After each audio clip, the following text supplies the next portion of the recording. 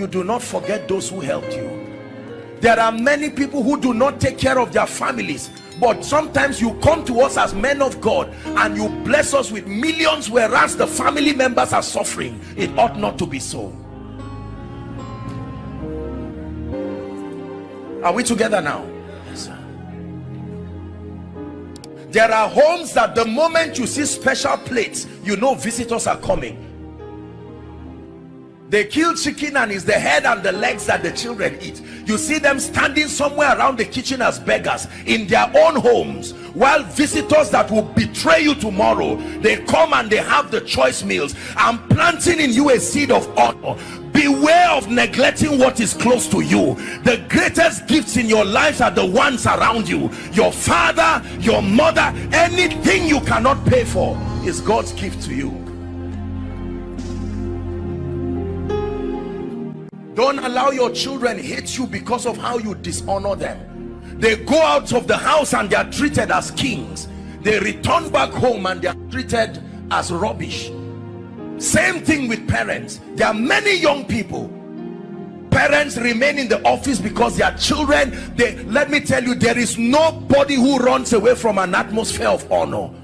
There are many men today who cannot go home. Christians, as soon as they enter their homes, dishonor speaks everywhere.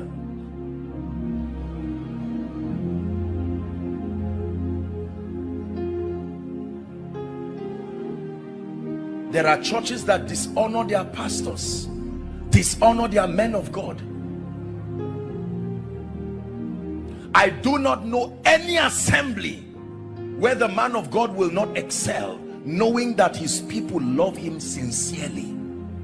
Not something you qualified for. Apostle Goodheart, thank you for being my pastor. I love you. That you can truly, he knows how comforting it will be. You can be serving in the church, doing things, but your heart is sincerely not there. We're talking of a genuine connection. Let me therefore propose a few things to you as I attempt to round up. Number one, you must make a covenant with yourself and your life and your destiny, that for as long as you are planted in this assembly under God, make it a point of duty that you will stand and you will die with your pastor. Make it a point of duty that you will see to it that as he follows Christ, you are giving him the best of your support and everything. Extend that same mentality to your boss. Extend that same mentality to your children.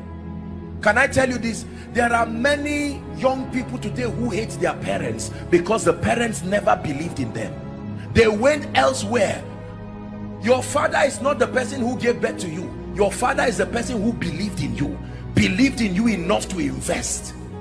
Maybe this is a word that God is giving a few parents. Be careful the words you use on your children, the way you tear them down. Someday the sun will go down and the little boy today who is helpless will come to a position where you may be ashamed to lay claims.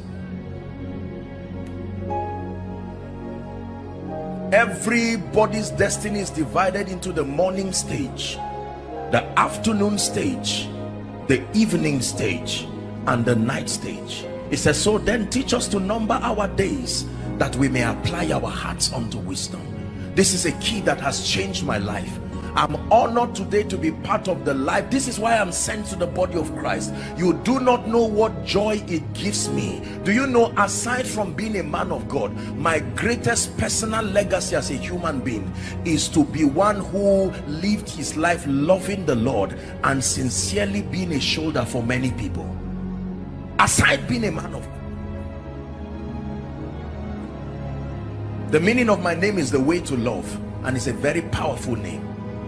I bless my parents 1,000 times for being that discerning to give me such a name. I sincerely love people. I don't use people. I don't try to, no. Return to the place of genuine honor.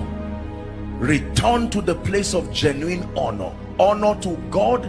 There are some of us, I know now, I want to say something in 1 minute and then we're done. There are many of us here who, even though we are a congregation, The truth is, I want to tell you an uncomfortable truth. From a sociological standpoint, from a spiritual standpoint, even though this is logic, and by extension whatever church listening and following and the body of Christ, I want to bring you to a sincere realization that you are not all the same. That is the honest truth. From a standpoint of sacrifice, from a standpoint of achievement, you are not all the same, and there must be a system. I'm not trying to teach stratification. Yes, we are all equal before God, but if that statement is not balanced, it will lead to a lot of dishonor. I found out that the reason why many blessed and wealthy people do not come to church is that there is a track record of dishonor. Their sacrifices are trivialized in the name of creating a unified platform to bless people. Jesus did not hide his honor for noble people. Zacchaeus, come down, I've changed, I'm going to your house. And because of that one sacrifice, many people were forgiven. The centurion, you are a man under authority, I respect you, I don't need to come to your house, I will speak the word. No matter how high God lifts me, I'm wise enough to know that there are positions I occupy today, sociologically speaking, that is a privilege. It didn't come by age, it didn't come by qualification, and we must be wise enough to communicate the same. Is God helping us?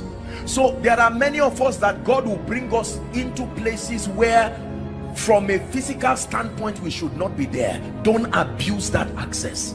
When God gives you access to the ears, the hearts, the hands of kings and nobles, do not trivialize it. One time I was going to pray for a first-class traditional ruler in this nation, and when I got there, there are these people, I don't know what they call them, the ones who hold whip and ensure compliance, those guys there. And I was going to the palace, and you don't enter the palace with your shoes, you know that, right? But the man said no. He said enter, and the people were surprised. I said no sir, please let me take off my shoes. He said no, I am king. I said enter.